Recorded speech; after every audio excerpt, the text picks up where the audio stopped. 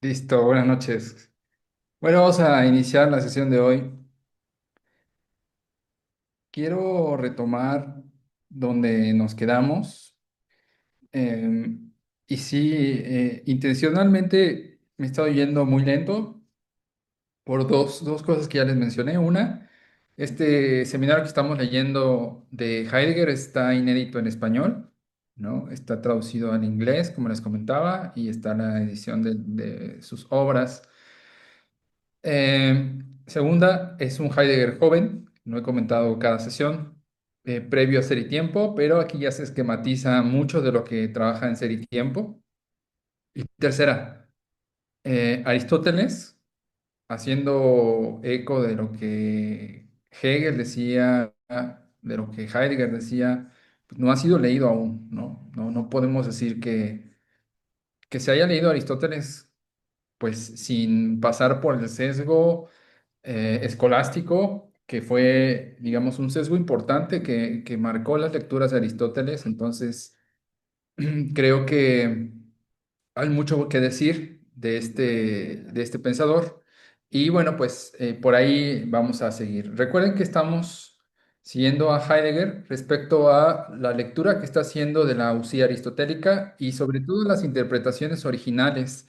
Si se acuerdan, la sesión pasada estuvimos hablando de lo que denominaba la postura ambigua de la usía respecto al sentido tradicional o sentido coloquial, el sentido simple, y también respecto a ya la parte conceptual, ambos presentes en Aristóteles. Y otra cosa más, lo que Heidegger dice es que Aristóteles parece que intencionalmente no distingue bien el concepto del uso como común del término usía. Por cierto, es que se me olvida un saludo a Joshua, que no sabía que nos ve y que también es alguien que iniciador desde hace 20 años de esto, y un día me lo encontré en el Metrobús, estaba viendo el seminario. Entonces le dije, ¿por qué no te conectas? Me dice, ay, no, pero bueno, ya, saludos. Perdón, ¿en serio pasó eso? Eso pasó.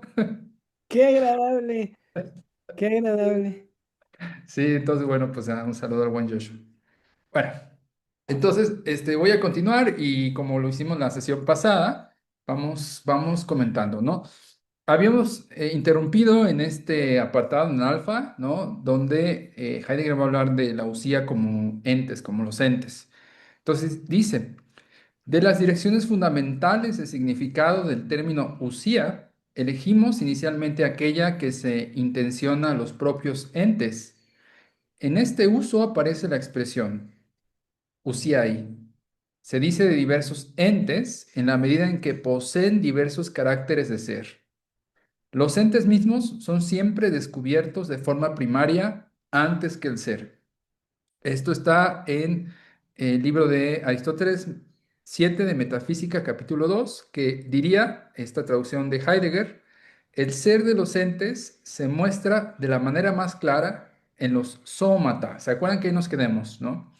Si traducimos soma como cuerpo, debemos notar que la corporalidad para los griegos no significa materialidad ni tener el carácter de sustancia. Estoy retomando un poquito de atrás donde nos quedamos porque hablamos de soma. Recuerden, soma suele ser traducido como cuerpo y lo que Heidegger está diciendo es que no.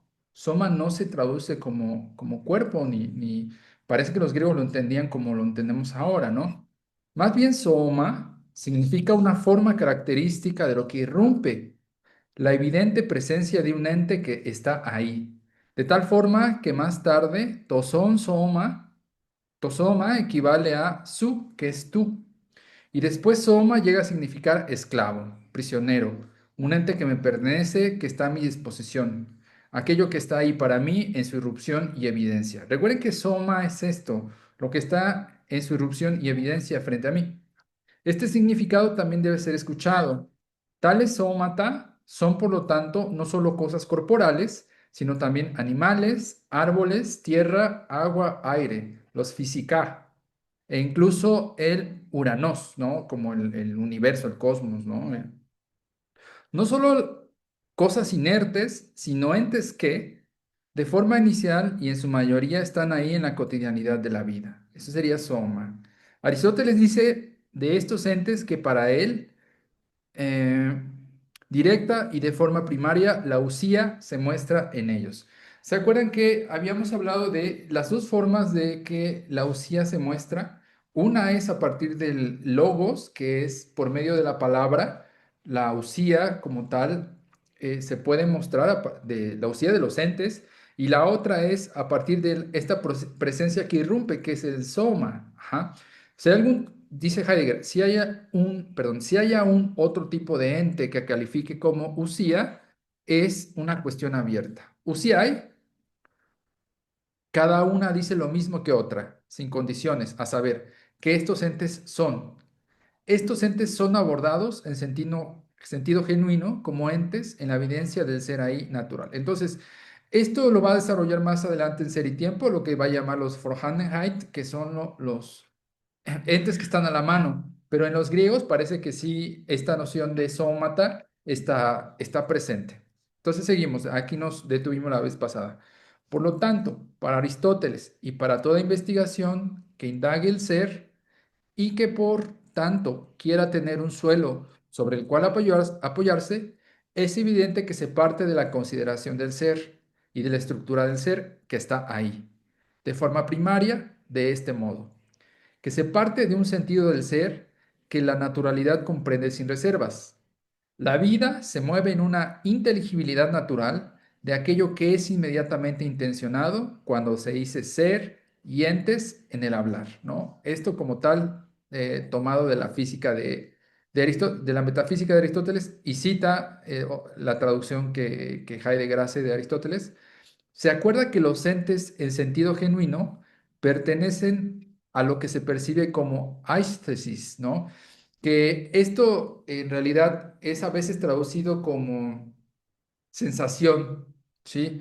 De hecho, la palabra anestesia viene de ahí, ¿no? Aesthesis, que es sentir, ¿no? Anestesia sería como no sentir, digamos, en una traducción como más cotidiana, ¿no? Pero en realidad, vamos a ver a qué se refiere aesthesis. Dice, cuando Aristóteles habla del aistheton, nunca se refiere a algo objetivo con el carácter de datos sensoriales. Vean, ahí está la ruptura, ¿no? Presentes mediante sensaciones. Por aesthesis, él entiende la percepción de los entes en el modo natural, una percepción que se distingue porque los sentidos están implicados en ella como vía de acceso.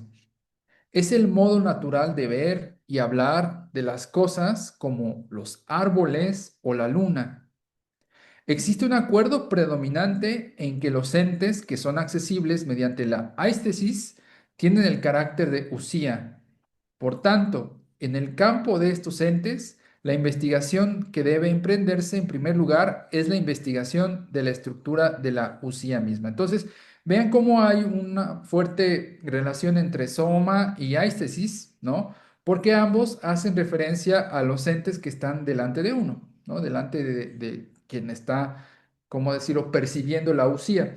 Parte de esto y lo que decíamos es que ¿por qué, y siguiendo a Heidegger, usía no es pertinente que se traduzca como sustancia? Porque en realidad al traducir sustancia, lo que quitas es la posibilidad de la experiencia, ¿no? Y lo que está aquí siguiendo Heidegger es, con este término de eisegesis, es entrar como tal de lleno a la cuestión de la experiencia, ¿sí? Entonces, siguiente apartado es usía como ser, caracteres de ser. Entonces, primer apartado, recuerden, vimos usía como entes, para sintetizar brevemente, estos entes que están frente a mí, ¿no? Con los que me topo cotidianamente, ¿no? Y entonces ahora la otra cuestión de Lucía respecto a los caracteres de ser, ¿sí? Entonces, sigo. En este punto, no podemos desarrollar en detalle lo que tal investigación del ser de los entes en sus caracteres de ser muestra. Para orientarnos, queremos destacar algunos caracteres de ser y luego la multiplicidad de significados de usía, donde usía significa el ser de un ente. Tomaremos como base la orientación del capítulo 8 del libro 5 de la Metafísica, en relación con los caracteres de ser que la investigación de Aristóteles sobre el ser pone de manifiesto. Consideraremos los caracteres de ser enumerados allí, con miras así y cómo el sentido del ser que hemos descubierto en el significado habitual de Usía, a saber, hogar, se manifiesta también en estos caracteres de ser. También si diversos aspectos de los entes, en el sentido de entes característicos que están ahí, se expresan en los caracteres de ser, del modo en que la hacienda, el hogar, está ahí de forma inicial y en su mayoría de manera apremiante. Estamos interrogando los caracteres de ser para ver si son también caracteres en el sentido de la I. Aquí está jugando Heidegger, para recordar, con el término, digamos, básico de usía que tiene que ver con pertenencia. Recuerden, usía originalmente, antes de su sentido conceptual en Aristóteles, es todo aquello que pertenece como un bien material, como la casa, como, no sé, un espacio. Ajá. Entonces, dice, Aristóteles introduce en el capítulo 8 con la numeración de sómata. Con ello quiere mostrar el fundamento desde el cual se inicia toda investigación del ser de los entes. Entonces vamos a ver cuáles son. Uno, él designa la hipokeimenon como el primer carácter de ser. Entes como animales, plantas, seres, humanos, montañas y el sol son tales que ya están tendidos ahí, por adelantado. Hipo, eso significaría hipo, ¿no? Lo que da la posibilidad de que esos entes estén ya ahí. Cuando hablo sobre ellos, cuando expreso algo acerca de un animal, describo una planta, aquello sobre lo que hablo, lo dicho, lo que tengo ahí en el hablar. Es tal que está presente, ya tendido ahí desde antes. El ser de los entes tiene el carácter de estar a la mano. Este es el término en alemán Vorhandenheit que les digo, ¿no? Aquí parece tenerlo, introducirlo Heidegger con mucha claridad, ¿sí? Eso que está tendido ahí. Y no es la subjetividad que nos vendieron, si se dan cuenta, ¿no? No estamos, no estamos en ese lugar, perdón, es no estamos en ese lugar y en ese momento. Contéstale a tu mamá, grosero. Ah, era mi jefa, ni vi quién era. Entonces, pues nada, es solo para hacer el, digamos, énfasis en esta apremiante forma de entender la usía desde la experiencia. Sí, porque lo único que Heidegger está haciendo con Aristóteles es describir parte de la experiencia. Entonces, por ello, me parece muy loable que no nos vayamos a la tradición escolástica, que, digamos, en cierto momento tendrá su mérito, pero acá no, acá estamos en otra cosa. Segundo punto. Aithion, en Iparjon, aquello que también está presente ahí dentro, en tal modo de ser, en la función de Aiton to Einai, ¿no? Este es el modo de ser, ¿no? La psique, que es el alma, es un carácter de ser de este tipo, es decir, aquello que está presente ahí dentro. Recuerden, la psique, que es traducida como alma, tendría este carácter de ser, lo que está presente ahí dentro. Decir que el alma es usía, es decir, que es un carácter de ser que está presente en un ente en el sentido mencionado anteriormente. El alma también está ahí presente de tal forma que constituye el ser específico de aquello que llamamos viviente. Es responsable de o constituye el ser específico de un viviente, a saber, un modo de ser en el sentido de estar en el mundo. Entonces, esta es, digamos, la característica primordial de esto que llamamos alma y que tiene esta característica de estar como dentro, ¿no? Los dos aspectos básicos son krinein, que significa distinguir y juzgar, que esto haría parte de la condición del alma, ¿no? Este término de krinein, que también es discernir, suele traducirse así, y kinein, que es moverse o ponerse en movimiento. Y ahí viene la expresión kinético, ¿no? Algo que se está moviendo, o incluso en física cinético, ¿no? Que es lo mismo. Pero estas son las dos características que dan paso a cómo el alma está en el mundo. Distingue y juzga y se mueve y se pone en movimiento, ¿sí? Entonces, un ser viviente no está simple simplemente a la mano, como accesible para cualquiera, sino que está ahí en su estar a la mano de modo explícito. Puede ver, actuar, moverse por sí mismo. Los dos aspectos de esta usía son crinain, que quiere decir separarse, por eso está a distinguir, ¿no? De algún otro, orientarse en un mundo, y kinain, moverse en él, estar implicado en él, andar por él y saber moverse en él. Así, cuando se habla de la filosofía griega, hay que tener cuidado con la famosa sustancialidad del alma. Usía significa un modo de ser, y si el alma es llamada usía, ello remite a un modo distintivo de ser, a saber, el ser del viviente. Ujú. Entonces, en ese sentido, estos son primero los dos caracteres fundamentales de la usía como alma, y de hecho, les prometo que en algún momento durante este año voy a conseguir ese texto que no se consiguió el manuscrito original de Heidegger porque dio un seminario sobre el alma de Aristóteles, sobre el texto de Peripsique, ¿no? Sobre el alma. Lo que se tiene y se acaba de publicar este año o finales del año, no, sí, este año, son apuntes de uno de los estudiantes que tomaron ese seminario. Y también es un seminario de un Heidegger joven, ¿no? Entonces, por ahí en algún momento, pues vamos a retomar parte de este seminario que dio sobre el alma. Bueno, hasta aquí alguien quiere hacer algún comentario. Sí, Dale, dale. pues es que justo irrumpir y habitar. Crinain y Kinain. Es exactamente así como lo leíste, como lo hemos venido exponiendo. ¿Verdad que sí? Es impresionante. Me choca que Heidegger haya dicho todo antes que ya. Bueno, pero tú llegaste en tus carruajes, ¿no? Sí, bueno, también tuve mi tiempo de estarlo leyendo, pero sí, sí, se revela, finalmente se revela, se pone a Sí, los ojos. Y sin leer griego. sí, sí, sí, sí. Y en parte creo que vamos a seguir ahondando porque ya cuando entremos directamente al asunto del verbo, ahí es donde se va a hablar realmente esto.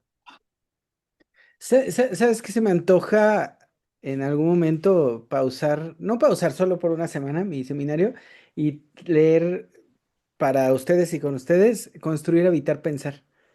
Uy, estaría genial, ¿eh? Creo que se presta, ¿no? Sí, sí, Nada creo más que ya tenemos va que siendo el conseguirlo momento. en alemán para no errar. Porque ¿Cómo? hay que conseguirlo en alemán, ¿no? Porque la traducción Sí, al español está piterilla, ¿no? sí, pues yo lo consigo. Nada más dime Sí, cuándo quieres empezar. Lo subo al rato en el grupo. sí, pues si mandas los dos y me rifo en estos días, porque también tengo ganas de, hay un apartadito en el Nietzsche de Heidegger que se llama subjetividad y subjetidad, Ok. y también se me antojó, pues justo por lo del Hippocamenon. Sí, sí, sí. Pues hay que entrarle por ahí.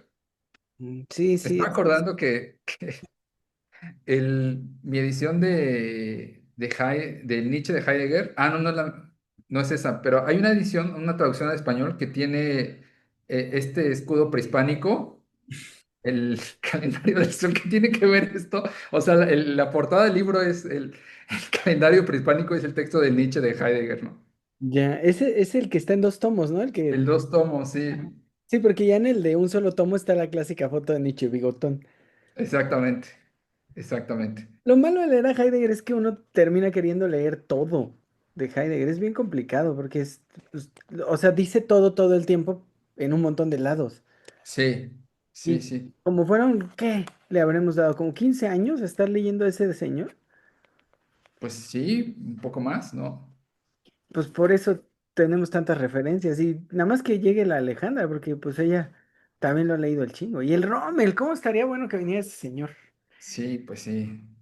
A ver, le voy a escribir, a ver si se anima a venir. Escríbele.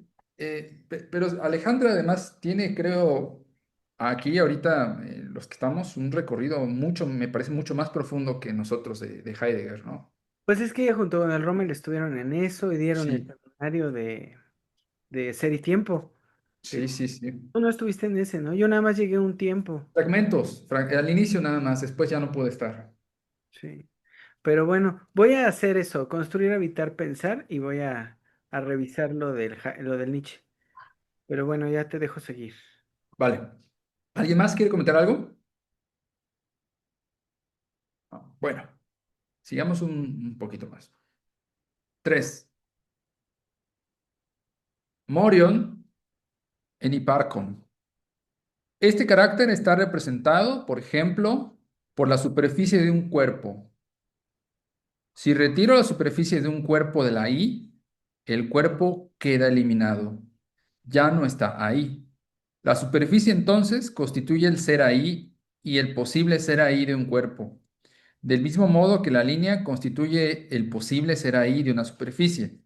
En consecuencia, la superficie como aspecto de un cuerpo es el tipo de carácter del ser que Aristóteles también designó como horizon, como horizonte. Aquí viene la palabra horizonte, ¿se dan cuenta? Lo circunscrito.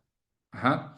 El cuerpo es circunscrito por el carácter del ser del morion en Hipparcon. Es decir, los entes están determinados en su ser. ¿Por qué? Porque están circunscritos, ¿no? Están delimitados de alguna manera. Dicen, esto es posible solo porque el límite para los griegos es un carácter absolutamente fundamental del ser ahí de los entes. Aquí sí quiero decir algo porque Heidegger no lo dice tan claro porque no es lo que está trabajando, pero aquí es donde las lenguas revelan lo que muestran, ¿sí? No creo que este carácter del ser ahí, ¿no? De la forma de existencia griega se comparta en todas las lenguas, pero parece que para los griegos esto era importante, ¿sí? Yo creo que otras lenguas tendrán sus propias delimitaciones y en parte el español mismo, ¿no? Habría que buscar cuál es la delimitación. Ahorita no dejo de pensar en un libro que se llama Fenomenología del Relajo, ¿no? este, que es un tratado muy interesante, ¿no? Sobre alguien que dice, bueno, pues, ¿por qué estamos haciendo fenomenología de cosas tan serias, ¿no?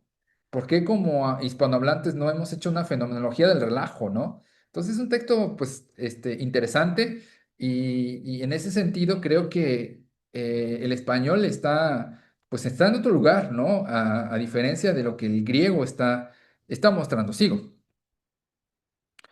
Em, La limitación es un carácter fundamental de la I. Este aspecto del horizon es semainon to de ti, que es designa el ente en tanto está la mano como eso ahí, de tal forma que eso ahí es visible, que ese eso ahí es visible, determinable, aprehensible en su seriedad. Ajá. Eh, Semainon es la palabra para sentido, se suele asociar al sentido, significado, ¿no? Al sema, que tiene que ver con, incluso con el signo. En realidad, el término sema en griego se puede traducir como sentido, ¿sí? Como signo, perdón. Aquí les quiero narrar algo, pues nada más un dato curioso, que durante años estuve siguiendo. Bultmann fue un gran amigo de Heidegger. De hecho, antes de que Heidegger se mudara de universidad, tenían un taller de griego. Y Bultmann era estudioso del griego, evidentemente, pero no de los clásicos. Él era estudioso del griego bíblico, sobre todo del griego de los evangelios. Y resulta que en uno de los evangelios, el de San Juan, Bultmann encuentra algo muy interesante a propósito de esta palabra que es seiman o no sema, ¿no? Que es el signo, porque dice que el estilo en el cual está escrito el Evangelio de Juan, el estilo griego, ¿no?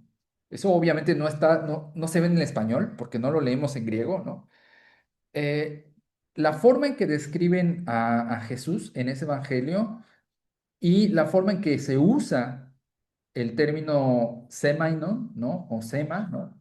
Para describir sus milagros, en realidad es el estilo que se utilizaba para describir a los magos por ese entonces, ¿no? Que es como un estilo retórico para dar cabida o paso a los magos y que no era exclusivo de, digamos, una sola persona, sino parece que el que escribió el Evangelio de Juan estaba al tanto de esa tradición oral, ¿sí?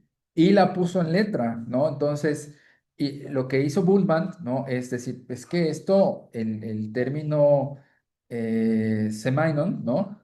Lo que está haciendo es hablar de esto como un signo, ¿no? Como un signo de magia.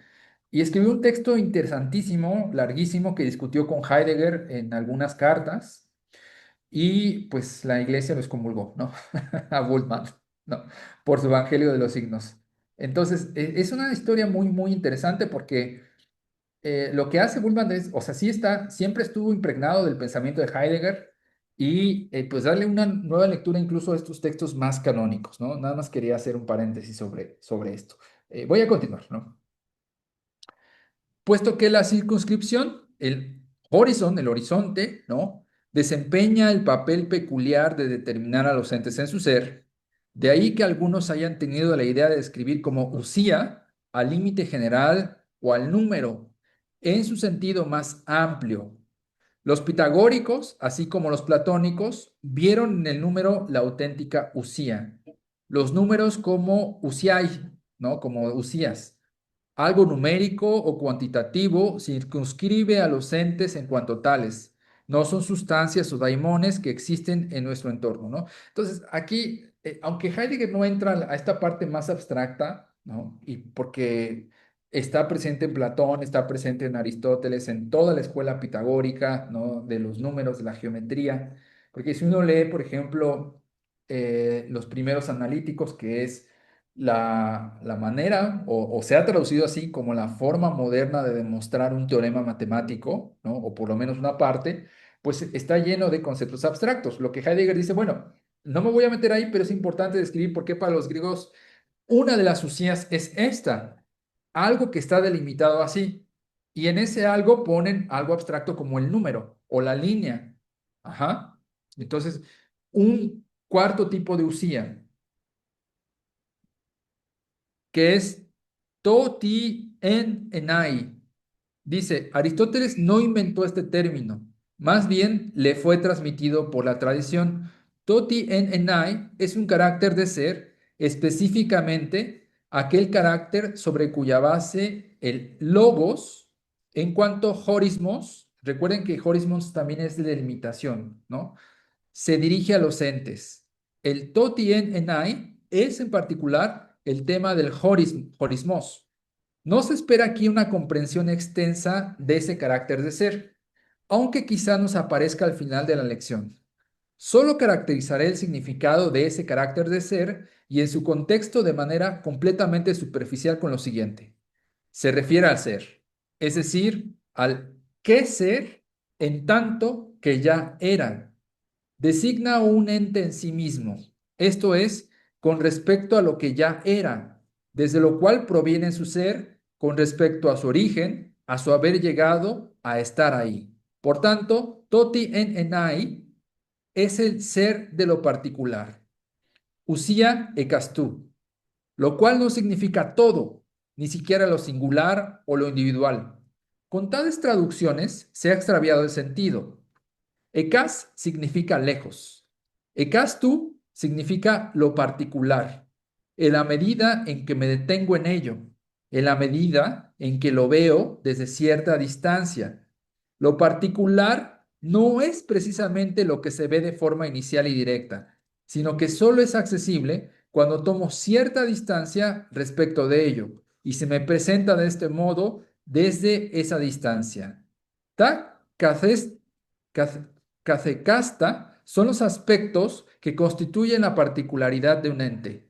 Solo se hacen presentes en la medida en que tomo distancia de él, en el trato natural. Los objetos familiares no están realmente ahí para mí. Los paso por alto al mirar a través de ellos. No tienen el carácter de presencia. son completamente demasiado cotidianos. Por eso los ignoramos, ¿no? Por así decirlo, desaparecen de mi ser ahí cotidiano. Ejercicio antes de seguir. No estamos conscientes de nuestra ropa. Ahora sí, ¿verdad? Maldita sea, ¿no? Está ahí demasiado, demasiado cotidianamente que soy capaz de ignorar, ¿no? Entonces, solo mediante algún acontecimiento inusual puede algo con lo que trato diariamente volverse súbitamente objetivado para mí en su presencia, como la ropa, por ejemplo. La particularidad no se da inicialmente ni de forma directa.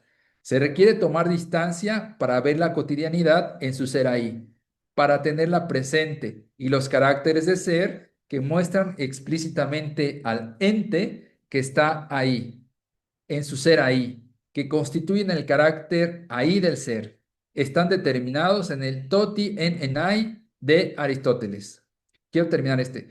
Aristóteles distingue ahora dos tropoi, modos fundamentales, en los cuales se usa usía. Uno, el hipokeimenon es castón, ¿no? Aquello que está ahí para todo trato con él. Y dos, los entes con el carácter de todeti on, acerca de los cuales digo ese ahí. Horistón, es decir, que están en su propio lugar, presentes independientemente. Este ejercicio es interesante porque este carácter de Toti en Enai es precisamente los entes en su cotidianidad entran en una especie de velo, ¿no? O sea, no es hasta que por algo los puedo desocultar, ¿no? A todos nos ha pasado que alguna vez nos aprieta un zapato, ¿no? Y es una cosa horrible que te apriete un zapato y que no te lo puedes quitar, ¿no? Por cualquier circunstancia. Ahí es precisamente donde este carácter de usía se hace presente, ¿sí? En su inmanencia del objeto cotidiano, ¿sí? ¿Alguien tiene algún comentario acá? Ok, voy a seguir.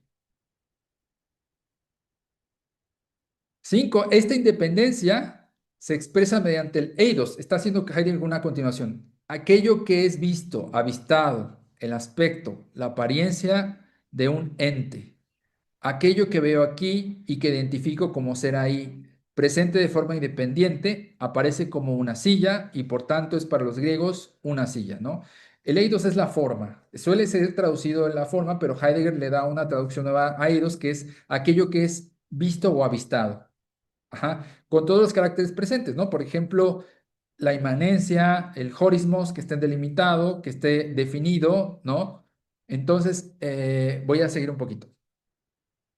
Tenemos el siguiente apartado que es, recuerden, hablamos de usía como entes, usía como ser y ahora usía como ser ahí, los caracteres de ser como caracteres del ahí. Dado que estamos en el proceso de enumerar caracteres de ser, conviene que veamos ahora cómo una concepción determinada de la I se expresa en estos diversos caracteres de ser. Y así como estos diversos caracteres de ser son caracteres plenamente determinados del sentido de la I, tal como los griegos lo entendían. Ya tenemos una pista para llevar a cabo esto en el significado habitual de usía, en el sentido de lo disponible, lo presente, aquello que está a la mano en el sentido de hacienda o posesión. Este es el sentido tradicional, recuerden, la expresión habitual de usía. Estamos intentando alcanzar una orientación básica hacia los caracteres de ser, examinando hasta qué punto todos esos caracteres aparentemente distintos del ser están vinculados como caracteres de la I. Usía significa ser ahí y no tiene un sentido indiferente de ser, ya que en última instancia no existe tal cosa. Usía es la abreviatura de parusía, que significa estar presente. Usualmente lo opuesto es apusía, que es ausencia, que no significa simplemente la nada, sino algo que está ahí, aunque esté ahí como una carencia. Entrecerrar los ojos para ver mal es una forma de ver en el modo de apusía, ¿no? Así como borroso o algo así. Apusía es la base ontológica para la categoría fundamental de stéresis. Queremos intentar llevar los caracteres mencionados de la I hacia una orientación fundamental. Ok. Déjenme ver hasta dónde seguimos, porque no quiero extenderme mucho. Entonces, igual vemos el primero y ahí detenemos para la discusión, ¿no? Primer carácter, hipokeimenon, estar a la manoidad de algo, ¿no? Digo, al alcance, si lo queremos decir así más simple. Este carácter de ser está vinculado con el ser en el sentido del significado habitual. Significa lo que está ahí, no solo en tanto ser ahí, sino también lo que está ahí en el sentido de aquello sobre lo cual descansa la hacienda, la propiedad. Por ejemplo, la tierra, el cielo, la naturaleza, los árboles, lo que está a la mano en el sentido de los entes con los que la vida concreta raspa su existencia. Dasein, ¿no? Usía así a la manoidad, ¿no? Sin que yo mismo tenga que hacer nada en relación con el ser de estos entes que están ahí. Y siempre es así, ¿no? Cada que me doy cuenta de los entes que están a mi alrededor, no tengo que hacer nada para que estén presentes ahí, en cualquier lugar. Ya están ahí, en su estar a la mano. Ajá, ese sería lo que se denomina hipokeimenon. Vean lo lejos que está del sentido occidental de subjetividad. Absolutamente nada que ver. ¿Sí? Es de verdad impresionante, ¿no? Bueno, igual retomo el 2, ¿no? Y dejamos acá. Aition, tu einai, eniparjon. Por ejemplo, la psique. El alma es usía en el sentido de que constituye el ser ahí de los entes que tienen el carácter de vivientes. Un ser viviente tiene un ser ahí completamente característico. A. Está ahí en el sentido de hipokeimenon, está a la mano como le están las piedras o las mesas. Y B. Pero el ser humano no está en el camino de la misma forma que una piedra. Más bien un ser humano pasea bajo los árboles. Encuentro a un ser humano en algún lugar, pero ese ser ahí suyo, en tanto que ocurre, en tanto que mundo, se caracteriza por el hecho de que su ser ahí está en el modo de estar en el mundo. Es mediante una orientación. El ser humano está ahí de tal forma que está en el mundo en el sentido de que tiene su mundo. Tiene su mundo en la medida en que sabe orientarse en él. La psique, el alma, como carácter de ser, se distingue por comprender en sí misma el ser en tanto que hipokeimenon. ¿No les parece bello esto? Quisiera dejar aquí hoy para la discusión. Déjenme marcar un poquito dónde nos quedamos. Listo. A ver, les escucho, por favor. Octavio, Hola, Has. normalmente te pregunto mis dudas, pero ahora no tengo ninguna duda porque no entendí nada. Pero esto último que leíste del mundo, de estar en el mundo, de ser el mundo, es un poco lo que nos ha venido diciendo el Doc, ¿no? Totalmente, está en completa sincronía con lo que Jorge va descubriendo.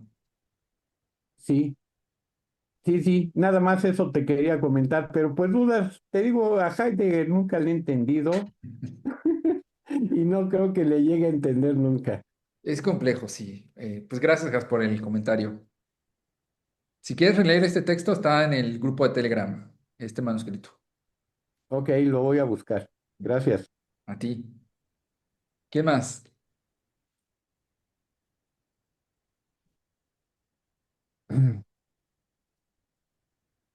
¿Quién más se anima? Hablen.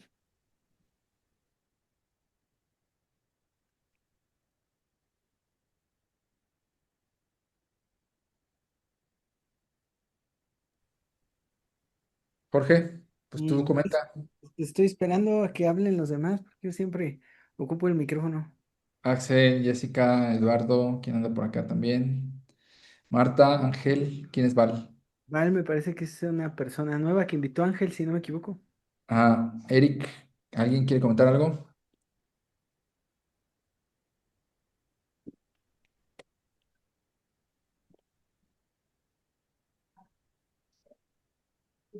Parece que no te toca, Doc. Has organizando. El Has es medio campo, medio De de... un poquito de inspiración porque sí estuvo difícil. No está difícil. No está difícil. Lo que pasa es que hay que acostumbrarse a Heidegger. No está difícil. Todo lo que dijo Octavio lo hemos dicho. ¿Me espero o ya? Pues dale y ya, y si Axel o alguien más se anima, pues ya escuchamos después. Es que, miren, hay cosas. Ángel no tiene micrófono. Hay cosas que hay que ser eh, muy precisos. Miren, hace poco un chico, un paciente me decía que se agarró, que le entró la gana de leer algo acá profundo y pues se compró Ser y Tiempo. Dije, está chido, ¿no? Creo que el seminario de Rommel duró 3 años y creo que de esos 15 años que hemos leído a Heidegger, el hilo conductor siempre fue Ser y Tiempo. Pero fue hasta que hablé con él que me di cuenta de una cosa y que creo que es muy importante que lo platicarlo ahorita. No, no me gusta como intervenir tanto en lo que dice Octavio, pero es bien importante entender que Heidegger no da un problema de entendimiento, porque Heidegger es muy fácil de entender. El problema de Heidegger es que Heidegger durante mucho tiempo hace un ejercicio de establecimiento. ¿Qué establece Heidegger? Un sistema de pensamiento. Ese es el tema con Heidegger.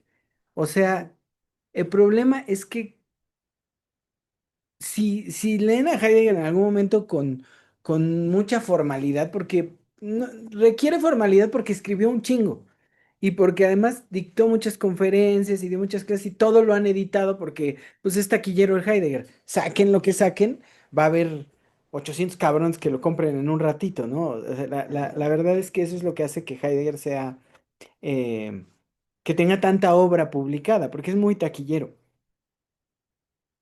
Entonces, no importa, lo pueden leer un montón de textos o poquitos, y al final van a encontrar que una y otra vez regresa a estos puntos que trabajó Octavio hoy, ¿no? Esto es, Heidegger simplemente establece un sistema de pensamiento. Y gracias al sistema de pensamiento es que Heidegger es capaz de leer el mundo. Y este ejercicio que está haciendo Octavio de lectura de Heidegger es el sacar a la luz el sistema de pensamiento de Heidegger, que no lo podemos ver de otra manera, es decir, no podemos ver los conceptos heideggerianos porque no hay tal cosa, ¿no?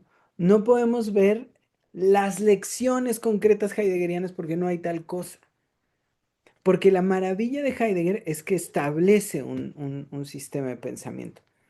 ¿Por qué digo esto ahorita? Porque hace rato justo estábamos molestando a los psicoanalistas, ¿no? Lacan, en algún momento, es cuando uno dice, en el seminario tal, de tal, Lacan habla del sujeto como un hipokeimenon. ¿Y por qué? Porque toma el hipo como subyacente, como lo por debajo, ¿no? Como lo entenderíamos en el hipotiroidismo, por ejemplo, ¿no? Un menos. Y cuando Lacan dice que el sujeto, y ya no me crean, pero creo que está en la ética o en Ancor, en Aún, pero justo ahí dice, cuando Lacan dice que el sujeto es un hipokeimenon aristotélico, porque Lacan sí no se atrevió a leer a Hegel, pues cuanti menos a Heidegger, ¿no? Entonces, cuando toma el hipokeimenon aristotélico, Lacan dice, por lo tanto, que el sujeto se tiene que entender como una hacia abajo, una subposición, ¿no? Y que esa subposición solo puede subponerse a algo, y entonces le da como preponderancia, le da un estado de superioridad al significante, porque es un sujet supposé que en francés también se presta a la posición, un puesto por debajo, y Lacan dirá, au savoir, no, sí, al saber, que justo el ejercicio lacaniano es poner un significante frente a otro significante cualquiera, y el saber lo pone en ese registro de lo imposible, que es una relación de dos significantes, ¿no? Que no es total, que no se inscriben, pues, y a esa relación le subyace el sujeto, ¿no? Entonces, por lo tanto, sujet, supposé o savoir sería en español sujeto subpuesto al saber. Ajá. Y ese desmadre hace que el hipokeimenon pierda toda posibilidad de ser leído porque fuerza a entender que el valor máximo está en el significante, en la cadena de significantes y en el significante que no se inscribe. Es decir, Lacan en el ejercicio psicoanalítico priva de la posible lectura de, del pensamiento más allá del discurso. Lo que acaba de leer Octavio es una joya porque solo tenemos que ir recorriendo las palabras que está trabajando directamente en griego y lo van a ver. Cuando habla de horizonte, pues, ¿cómo? No, no, no, Sí, Horizon. horizon. Ajá. Sí, sí tiene espíritu, ¿no? Horizon. Eh, Cuando habla de eso, reléanlo en lo que Octavio puso, si nos comparte el texto. Cuando habla de eso, justo despuesito habla de la inmanencia, ¿no? De lo que no puede, de lo que no se nota por inmanente, por permanente. Y entonces queda totalmente claro, ese horizonte es la delimitación existencial, es donde se separa, se habita y se horizonta, digamos, ¿no? Es decir, se delimita lo habitable y el habitante. No es nada que no hayamos dicho antes, no es nada que no hayamos discutido juntos y no es nada que no hayamos sacado nosotros a la luz por nuestros propios medios, siempre menos, menos lingüísticos, con menos historia, pues, ¿no? De, de lenguas. Pero es algo que está revelado en las culturas mismas, ¿no? Es algo ha salido una y otra vez solito a la luz en nuestro trabajo cultural. Pero vean cómo no es difícil Heidegger, lo que pasa es que es preciso porque toma las palabras y luego lo hace muy complicado, pero no es que sea complicado, es que tratar de traducir el alemán al español conservando la potencia del alemán hace que sea muy difícil traducir a Heidegger, ¿no? Entonces, lo único que acabamos de ver es una españolización del alemán que dice lo que hemos dicho nosotros en español, que nos ha dicho la cultura en general a nosotros. ¿Por qué es trascendental lo que está leyendo Octavio? Porque en el sistema de pensamiento de Heidegger nos revela el horizonte del pensamiento de Heidegger. Es decir, Heidegger me parece que podríamos decir que es el último filósofo porque Heidegger topa el límite de lo pensable. Es decir, no es que no se pueda pensar después de Heidegger, es que todo lo pensable desde la filosofía queda revelado en esa constitución de discurso, en ese diálogo que podríamos traer desde Sócrates hasta Heidegger, ¿no? Que Heidegger mismo diría que llega solo hasta Nietzsche, pero pasando por Spinoza, por Agustín, pero también por Hegel, por mismo Heidegger, por Nietzsche. Todo ese recorrido, ese diálogo no deja de ser para nosotros muy lento, pero finalmente la revelación de un horizonte de lo pensable, ¿no? Pero al final, si lo vemos, entendemos un sistema de pensamiento, no la realidad existencial. Ahora, y con esto cierro la intervención, topar los límites de ese horizonte en ningún caso significa superarlo. Topar los límites es llegar a la orilla de lo posible. Ajá. Y no estoy seguro si después de la orilla de lo posible hay algo. Por eso es que el sistema de pensamiento, es decir, el establecimiento de un sistema propio de pensamiento, sale de los bordes, reconociendo los bordes y creo que permite reconocer bordes en otro lugar. Nada más. Los años que llevo haciendo clínica me revelan una y otra vez que hay personas, no todas, que hay personas que llegan a la orilla de lo pensable, pero personal, ¿no? La orilla de lo pensable, digamos, los límites propios se llaman destino. Ujú. En nuestro caso, cuando hemos o nos hemos revelado ante el destino y hemos ido más allá, dejando el destino a un lado, no huyendo de él ni renunciando, solo dejándolo a un lado, a que continúe en su destinación. La ventaja del destino es que no tiene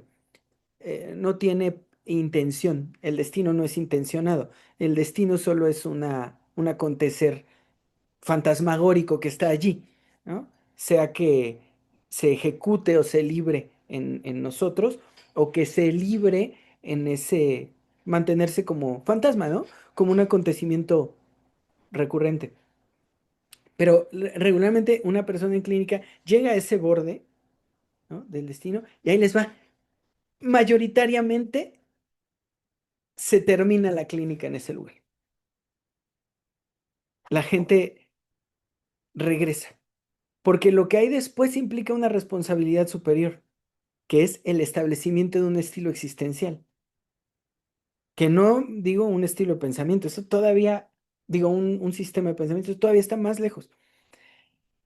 Pero el ejercicio que hace Octavio en estas últimas sesiones que he estado trabajando a Heidegger es atrevidamente llevarnos a ese borde que ya está ahí, lo podemos ir a tocar muchas veces porque Heidegger lo recorrió todo. Sin embargo, lo que estamos intentando en este ejercicio que llevamos haciendo este año y cacho es caminar por ese borde nosotros,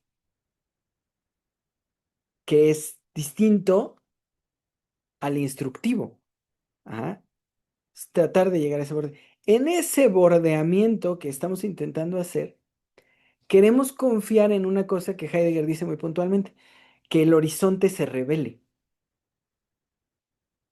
Ese es el ejercicio que creo que estamos haciendo y que en este momento está súper sincronizadito lo que está haciendo Octavio y lo que he venido proponiendo en este último periodo, porque estamos, creo yo, por primera vez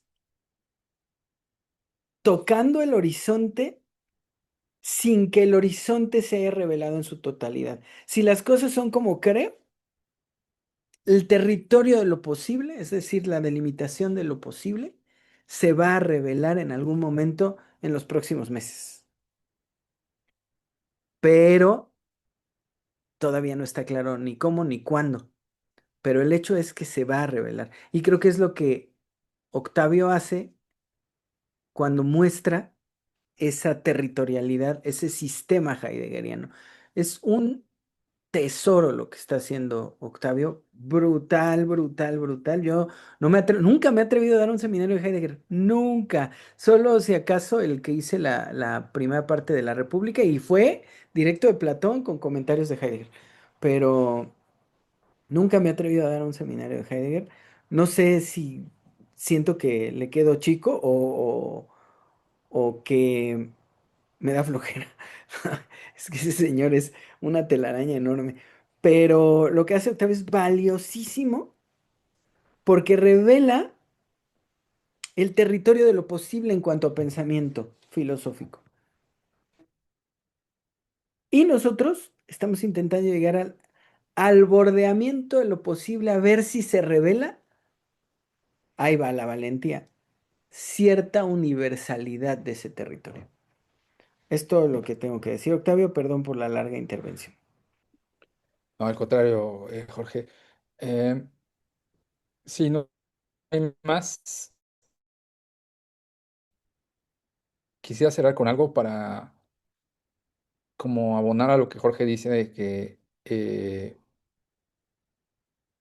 relean a Heidegger, porque sí hay cosas que se pueden ir captando como con bastante facilidad, pero espero que con este comentario se entienda mejor parte de lo que trabajamos, porque, no sé, ¿me escuchan bien?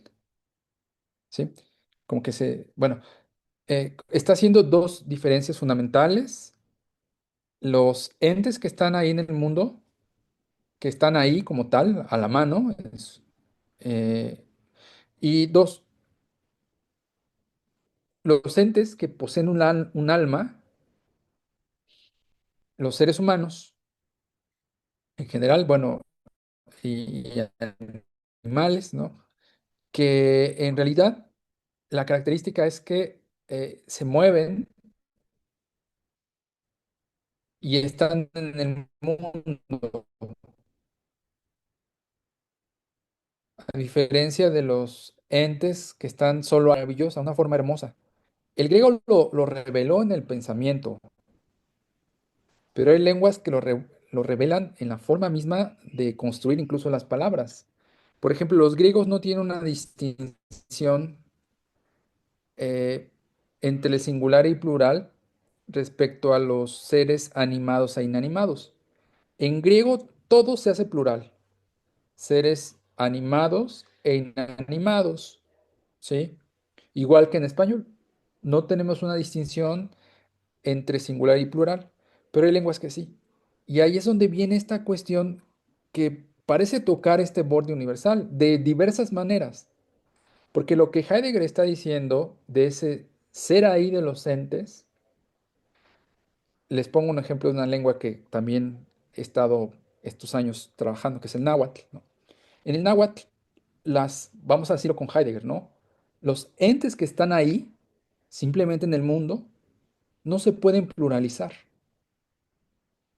Solo las entidades que son en el mundo, en su estar en el mundo, que son las entidades animadas, solo estas palabras se pueden pluralizar. Entonces dices, no mames, o sea, está de algún modo en las lenguas dicho esto mismo, ¿no? Está, está apalabrado así, está dado así. Entonces a mí me parece fascinante que esa sige, eh, es estar en el mundo de los seres humanos, en una lengua como el náhuatl, se refleje gramaticalmente. Y los otros, los entes que están ahí, no se puedan pluralizar. Y ahí entonces uno ve por qué los nahuas pensaban que los cerros estaban vivos y los pluralizaban. ¿Por qué pensaban que las estrellas estaban vivas y las pluralizaban? ¿Sí? ¿Por qué pensaban que la palabra misma estaba viva y la pluralizaban? Ya, con eso quiero cerrar. No sé si alguien quiere comentar algo. El, el, ¿Tú te acuerdas, Octavio, cuál es el libro de Heidegger? No sé si es el de la esencia de la verdad, creo que no. Donde trabaja la República, donde trabaja la caverna. Sí, Y es en esencia de la verdad. precisamente en el seminario sobre la caverna, la esencia de la verdad. Trabaja la caverna y el teto. Y el Teto. Tenemos media República de Platón pendiente, que se quedó pendiente en la pandemia. Dejé esa parte. ¿Por qué justo Heidegger va a leer quiénes son los hombres de la caverna en esa parte? Es bestial. Si pueden irle echando ojo, de la esencia, la verdad es bajable, ¿no, Octavio? Sí, sí, por ahí lo debemos de tener y igual lo volvemos a subir pero es un textazo, ¿eh? Y claro, pues échense junto con eso La República, pero justo ahí está, justo se va a hablar de el alma. ¿Quiénes son los que están atrapados en la caverna? ¿Y qué es Sí. el estar en la caverna? No es la tontería de ver la televisión, es algo preexistente. Hay una palabra, ¿no? Ay, no me acuerdo, son muchos años. Pero bueno, ya, Octavio, gracias. Para ver, ¿no? Sí. Eh, sí es esa, pero el año pasado en este seminario di unas pinceladas sobre ese texto de la caverna, si se acuerdan, pero solo porque estábamos viendo lo del color. Y ahí, precisamente por la cuestión de la luz, lo que vimos es que solo es brillo, ¿no? En griego, en el mito de la caverna, no es luz, sino es brillo, ¿no? Como tal la palabra en griego.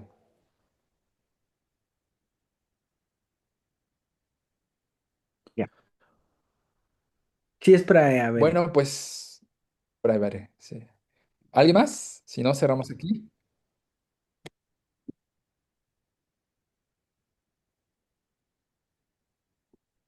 Pues bueno, entonces gracias por estar por acá. Eh, Jorge, tú retomas en 8 días, ¿verdad? sí, sí, sí, sí. Y si me Perfecto. mandas para ver en qué momento me hago el huequito de trabajar, construir, habitar, pensar, si lo mandas, para empezar a darle. Lo mando de una vez. Entonces, pues gracias y nos vemos en 15 con esta lectura porque estoy muy emocionado que estemos empezando así apenas. Buenas noches a todos. Gracias, Gas. Buenas noches a todos. Bye Nos Buenas bye. vemos, noches. descansen. Gracias, buenas noches.